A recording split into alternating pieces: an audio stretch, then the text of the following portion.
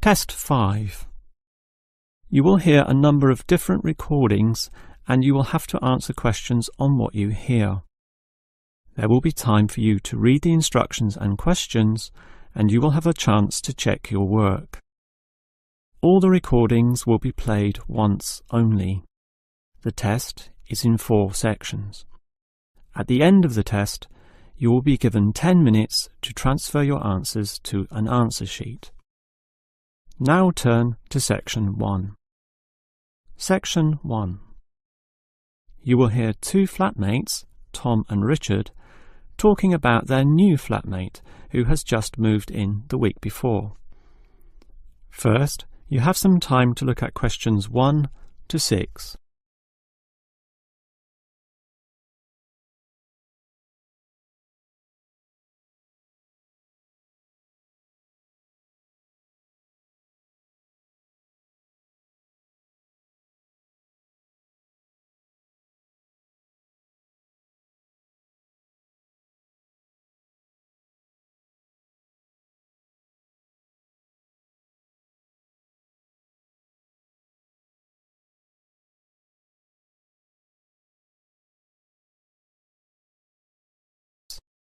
Now we shall begin. You should answer the questions as you listen, because you will not hear the recording a second time. Now listen carefully and answer questions 1 to 6. Hi, Richard. I'm glad I caught you here. Can I just talk to you about something? Our new flatmate, Anders, is not quite what I had hoped. I was wondering if you shared my concerns about some of his behaviour. Yes, Tom, I know what you mean, but we can't be entirely negative. He has good points. I mean, at least he's quiet. He doesn't play loud music all night or bother others or turn his TV up, disturbing everyone. Sure, he's quiet, but remember our last flatmate? He'd say hi to you and smile and treat everyone politely. In comparison, this new guy is very impolite. He just grunts in reply and sometimes ignores me altogether. I guess that's just his way, just his character. I don't think he realises he's being impolite, and it shouldn't matter to us too much. We can just ignore him too and quietly live our own lives. But his friends are hard to ignore when they visit. I know what you mean, but how often does that happen? I rarely see them, maybe once or twice a month. If they came more often, it might be a problem, but as it is, such rare visits don't matter so much. Wouldn't you say so? Well, I'm not sure, since it's very obvious when they're here because of all the cigarette smoke in the house. It stinks up the place, and you know we don't allow smoking on the premises. Well, I've never seen them doing this. Maybe they do it outside. Perhaps we can talk to Anders about it. Always remember, though, in one respect, he's a good tenant. And it's the most important aspect. The previous flatmate would always pay the rent late. I know what you're going to say. This guy pays promptly. But there's more to being a good tenant than prompt payment. I mean, you need to turn off the TV, clean up your dishes, dress respectably, be polite, and so on. I guess what I'm saying is that basically you need to cooperate with the others, and this new guy fails significantly in this respect. Okay, I suppose you have a point there.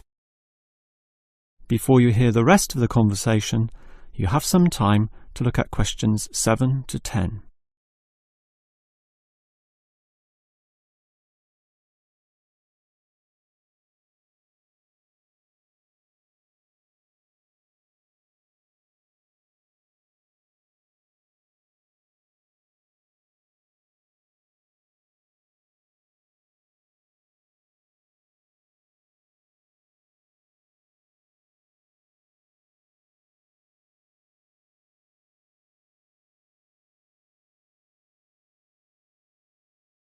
Now listen and answer questions 7 to 10. I tell you what, Tom, why don't we talk to our new flatmate, Anders, about these issues? If we throw him out, we'll have to go to all the trouble of finding another flatmate, who might not necessarily be much better.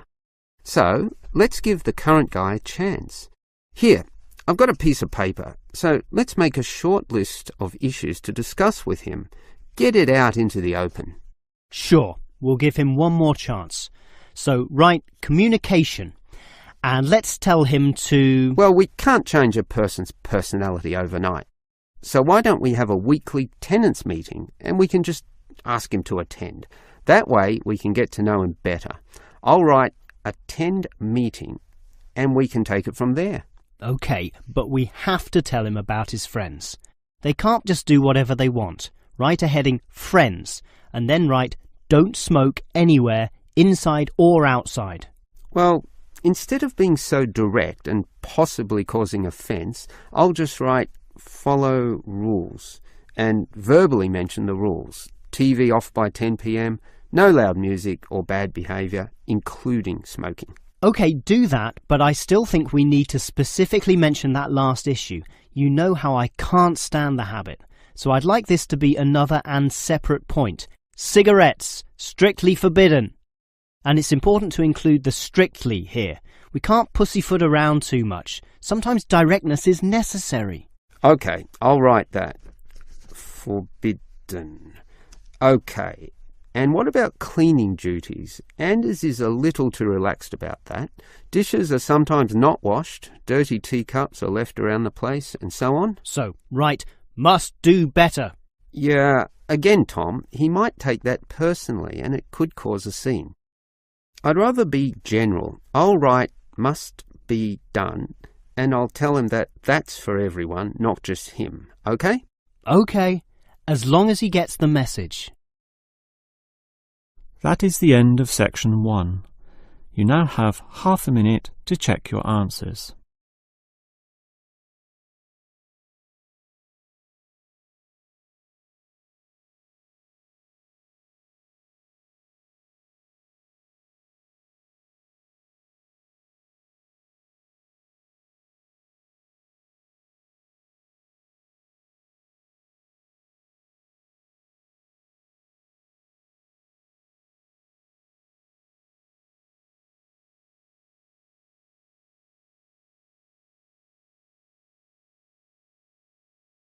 Now turn to section 2.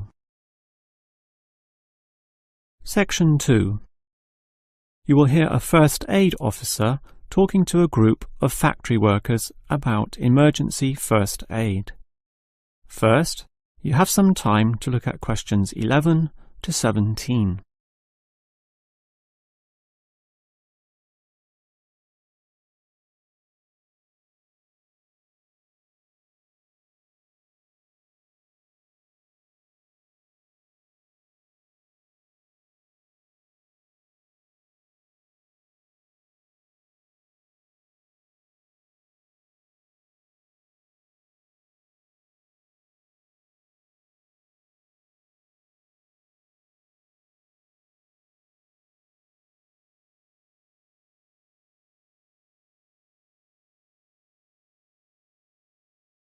Now listen carefully and answer questions 11 to 17. Hello everyone. Now you know why I'm here. You all work in a factory, and in this environment there always remains a significant possibility of accidents happening, in which case first aid will be necessary. What is first aid? It is the provision of emergency on-site care when an injury occurs, and it is essential for everyone to know, if only simply, the steps which must be followed. There are, of course, minor injuries which may happen, not needing further medical care beyond the intervention of the first aider, but you can never be sure, thus the following steps must always be followed.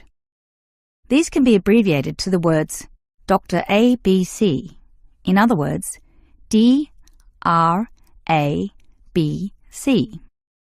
The D stands for danger, and that's the first issue to keep in mind. When an accident happens, immediately ascertain that the environment is safe. That, for example, nothing else will fall or break or cause accidents. If you, the first aider, are also injured, the problem is even worse. The R stands for respond. You must then ascertain the best response. Once all the danger has been eliminated and the distress calls sent out, the appropriate action is, obviously, to help the injured party. Alright, that leads to A, which stands for airway. In order to stay alive, all people need to have an open airway to allow breathing. A conscious person will automatically clear their own airway. But if unconscious, this may not happen. The brain is stopped or hindered from properly directing the body, and, obviously, in the worst case, death can result. For this reason, the injured person is normally put into the recovery position. Placed on the side, tilting the head back and ensuring that there are no blockages in the mouth. To free any such blockages, the back can be slapped or the chest compressed, allowing anything to be spat out. Now that the airway is free, check for B, or breathing.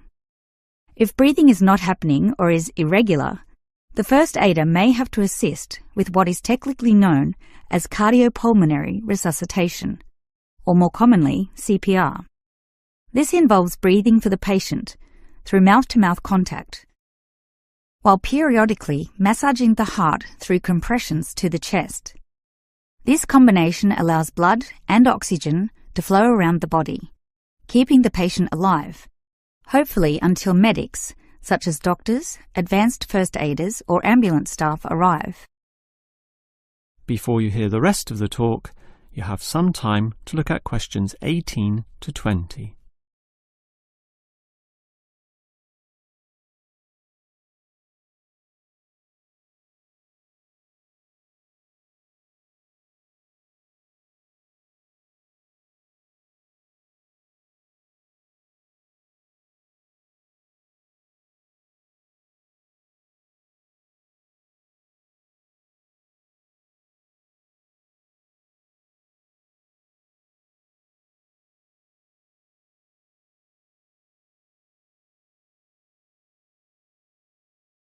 Now listen and answer questions 18 to 20. Now, it's certainly good to have knowledge of emergency first aid, but, obviously, the best situation is simply not to have accidents occur in the first place. For that, you need to be aware of safety issues, but just saying "be aware" does not usually achieve much. It is more important to have an appointed person whose job is to ensure awareness and work safety. Safety inspections would obviously be part of their job, whereby they can make sure, for example, that the first aid boxes are fully equipped. Another idea is to put posters on the walls, but, interestingly, research has proven that these tend to be ignored, becoming just part of the wallpaper, seen but not put into practice. It is much better if everyone is just instilled to not be reckless, that is, to not rush into situations without thinking about the possibility of accidents. And instilling this mindset is part of the job of the safety officer. Some other suggestions are ongoing first aid training and no accident reward or star systems. These have had some success, but nothing beats a regular meeting, say once a month, in which the subject of safety is brought to the attention of everyone, and any outstanding issues related to this are thoroughly discussed. That is the end of section 2. You now have half a minute to check your answers.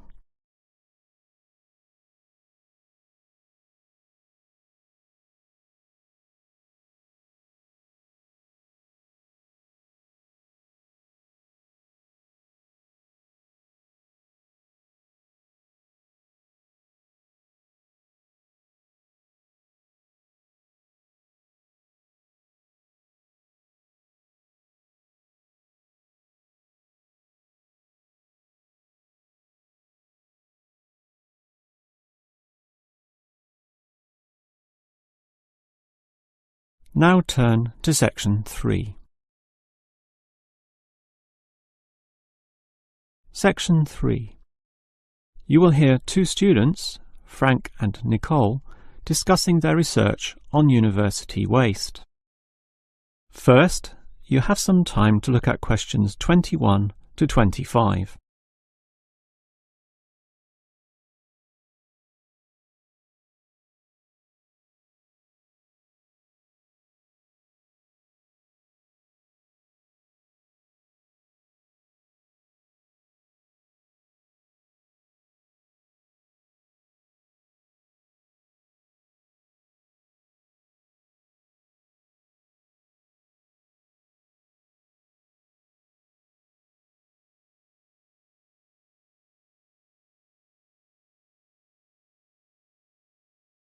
Now listen carefully and answer questions 21 to 25.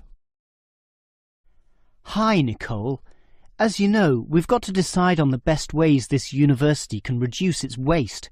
You inspected the eastern campus and I did the western buildings. Did you do all the interviews as well? Yes, I interviewed all the staff who made some good observations, and I interviewed some of the students. The students said little that was interesting. They don't seem to care that much. It was the cleaners, surprisingly, who revealed the most relevant facts. That's not surprising to me. They empty all the bins, so they see the waste firsthand, whereas the staff just throw things away without thinking.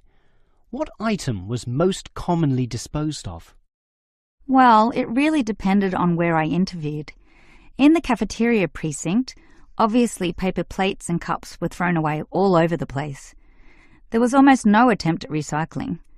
However, across the university in general, it was paper copying that filled up most bins, far more than plastic or other forms of waste. Do people care about this, then? Well, some do, if you can believe them. I must have interviewed about 30% of customers in the cafeteria, and the results were mixed.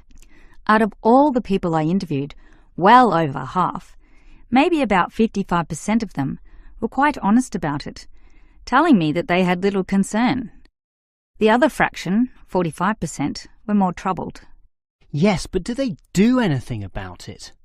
Surprisingly, quite a significant percentage do something, even if they aren't particularly concerned.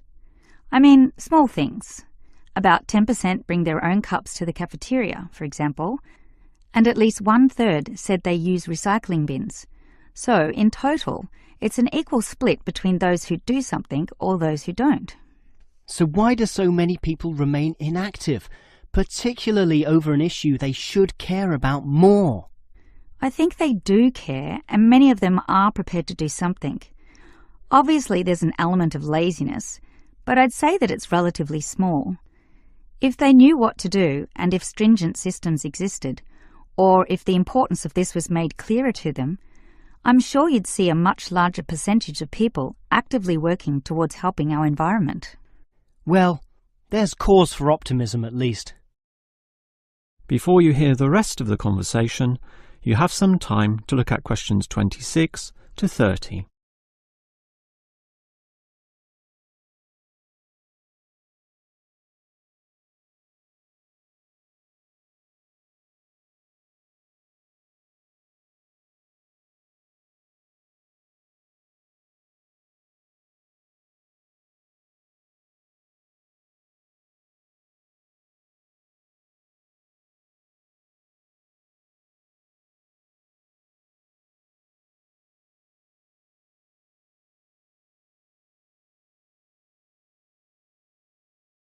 Now listen and answer questions 26 to 30.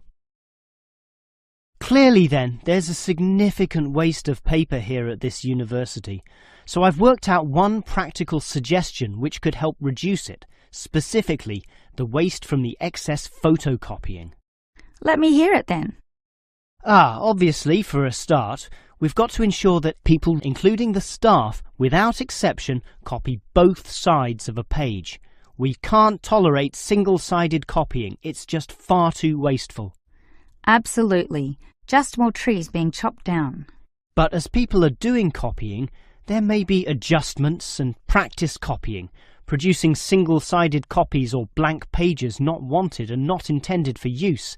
These need to be deposited into a tray for intended recycling. You know, for recopying onto the blank side of the page. But people don't usually do that. I'm afraid it's just human nature. No matter how unimportant the copying is, they prefer to use fresh paper. Yeah, I agree with you, which is why you need to display these papers right in front of everyone with a clear sign, "Please reuse," to make it easy for them to do so. They still won't do it. I know. That's why you take some of these papers and regularly stack them inside the copier in a special tray once a day, say in the morning. Well, that's getting better, making it easier for them to use the paper. But still, I'm afraid many won't. That's why you allow everyone to select this tray when copying. You distribute numbers or codes to every person, giving them special access to this recycling tray. Every time they use papers from this, it's tallied up to their account. I know I'm sounding a bit negative, or even cynical here, but why should they bother using that tray? Because the person who does the most copying from this recycling tray gets, say, a cinema pass or lottery ticket or some other sort of reward. Ah, right. Now that's a system which might just work. Let's trial it in the office and see what happens. That is the end of section 3. You now have half a minute to check your answers.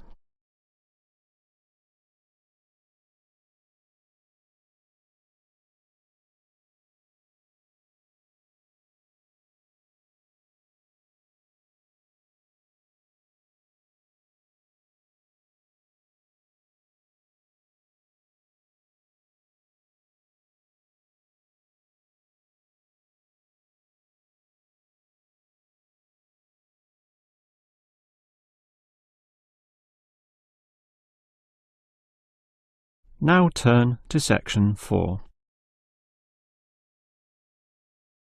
Section 4. You will hear a lecturer discussing techniques for removing carbon dioxide from the atmosphere.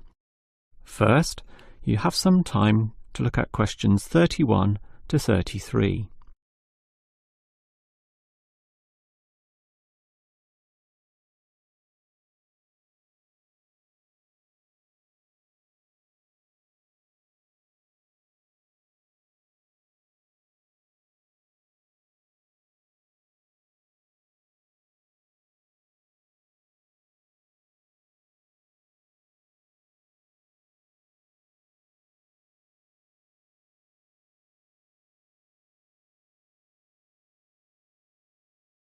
Now listen carefully and answer questions 31 to 33. We all know about the role of carbon dioxide in causing global warming. Obviously, society needs to reduce the release of carbon dioxide, otherwise known as CO2. This gas comes from the burning of fossil fuels, such as coal and oil, and it is virtually impossible for society to prevent or even limit such activity. Our need for energy and power is just too great. Instead, a more practical idea is to collect the carbon dioxide from the burning process, for example, directly from the chimneys of power stations, and somehow prevent this gas from being released into the environment. To do that, you need to store it somehow, and that has to be essentially forever. It is perhaps for this reason that many believe that, rather than storing the carbon dioxide as a gas, it is better to react it with metal oxides, such as magnesium or calcium, which results in the formation of a hard carbonate material. The gas is, in effect, turned into a stable and unreactive solid, which can simply be dumped anywhere. This process actually occurs naturally, although very, very slowly, and is one cause of the surface limestone in the world. But this slow reaction speed is the problem. Even when enhancing this process through high temperature and pressure, or pre-treatment of the mineral, it is still far too slow to be economical.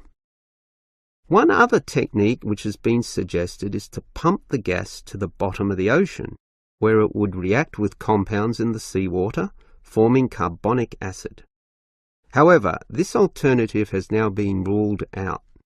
The CO2 may be removed from the atmosphere, but the high oceanic acidity which would result raises its own set of problems, mostly with all the delicate life and the intricate food chains in the seawater, some on which we ourselves depend, and that's something which no one wants to experiment with. Perhaps because of the lack of alternatives, the most commonly discussed solution to the problem of disposing of carbon dioxide is to pump the gas underground, a technique known as geosequestration. In this system, the CO2, for example, could be pumped into underground pockets within depleted oil wells or disused coal tunnels. This carries, however, 3 serious disadvantages. namely the risk of leaks, the considerable costs involved, and finally the unproven effectiveness. Let us look at those three disadvantages in detail. Firstly, there is the risk of leaks. Although the gas would be deep and sealed over by masses of rock and earth, the huge pressures in these spaces would turn the gas into a liquid state, capable of moving through rock fissures or faults. This could allow the gas to eventually be released to the surface. Since CO2 is heavier than air, and thus pushes oxygen aside, such leaks could result in the suffocation of thousands or tens of thousands of people, certainly not a consequence to be taken lightly. Natural CO2 leakage from volcanic buildup has already witnessed such deadly events. The other problem of geosequestration is the cost. The time and effort spent on materials and construction, primarily the pipework through which the gas would travel, does not come cheaply. So, if this system were to be implemented in, say, coal-fired power plants, the extra cost would have to be paid by the electricity user, whose bills would almost double as a consequence. Few people are prepared to pay this much simply to make a small dent on the effects of global warming. And this leads to the final problem. The most basic question is whether geosequestration actually reduces global warming.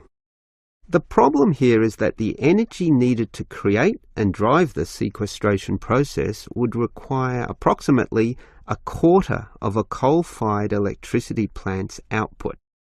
In other words, the plant would have to burn 1/4 more of its coal just to account for the sequestration of the carbon dioxide.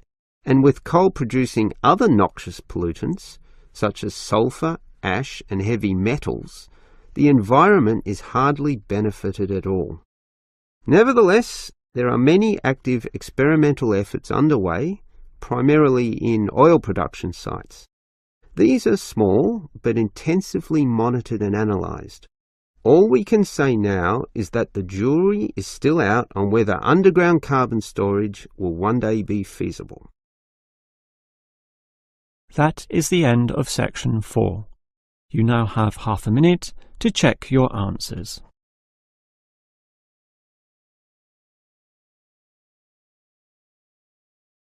That is the end of the listening test. In the real Ielts test, you would now have 10 minutes to transfer your answers to the answer sheet.